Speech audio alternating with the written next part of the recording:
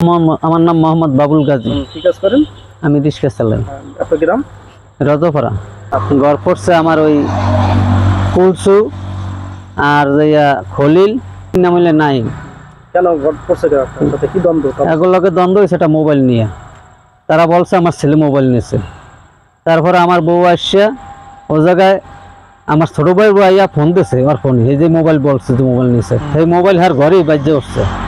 এই মোবাইল পাওয়ার পরে আমার বউ একটু রাগারাগি গালাগালি করছে, আর ও বলছে যে আজকালের মধ্যে হাইয়া দিব অমুক সময়, বহু রাগারাগি গালাগালি করছে। এই যেদিন আমার ঘর পড়বে সেদিনও গালাগালি করছে। সেদিন গালাগালি পর রাত্রে আমার এই ঘরে আগুন দিয়েছে। তার বেলা রাত্র মনে করেন 2:30-3টা বাজছে। সে সময় নদীতে মাছ ধরে মোশারফ করে নামাছে, হে আমার দিয়ে আমার বাড়ির থেকে উঠেছে যে তোমার ঘরে আগুন লাগছে। এই আমি আবার দৌড়ে আইছি, আমরা যারা আসলাম সবাই দৌড়ে আইছি, আইয়া দিয়ে আমার ঘর পরও হয়ে গেছে। তারপর সে আর কেউ নাম বলে নাই। আমি পরের দিন ভোরে থানায় গেছি, যাইয়া আমি একটা দরখাস্ত করছি। দরখাস্ত করার পরে আমার 2 দিন থানালারা ঘুরেছে। দরখাস্ত ওই যে দারোগায় করছে, যে দারোগায় দরখাস্ত আমার কাছে লিখে রাখছে, সে এটা আমার এই যা পুলিশ পাঠাইবে কইছে, কিন্তু পুলিশ পাঠায় নাই। আমি 2 দিন পর আবার হেনে গেছি থানায়, আমার এই যা পুলিশ আয় না কা। তারপর আবার আমার কাছে দিয়ে একটা দরখাস্ত লিখে নিছে।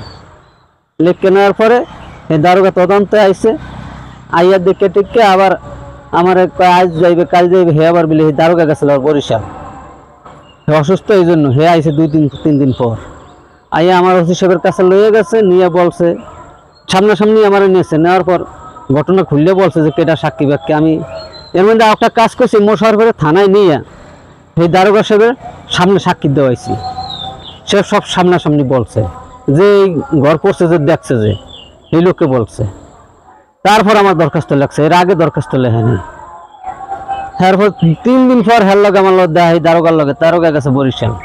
আর ওসি সাহেবের কাছে গেছি, ওসি সাহেবের শেষে আরো 2 দিন কথাবার্তা বললে আমার বললে কি আপনি একটা কোর্টে একটা কেস করেন।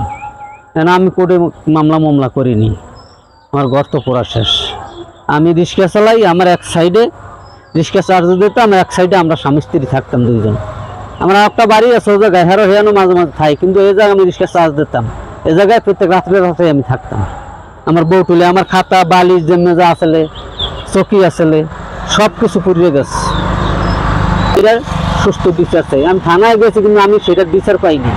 আমার হে বলছে কি যে কোর্টে মামলা করতে, কোর্টে আমি মামলা করবো, যে মোড়ে কোর্টে মামলা করার আমার কাছে টাকা নেই। এই ওসি সাহেব নিজে আমার কাছে কোর্টে মামলা করতে সব শুনি।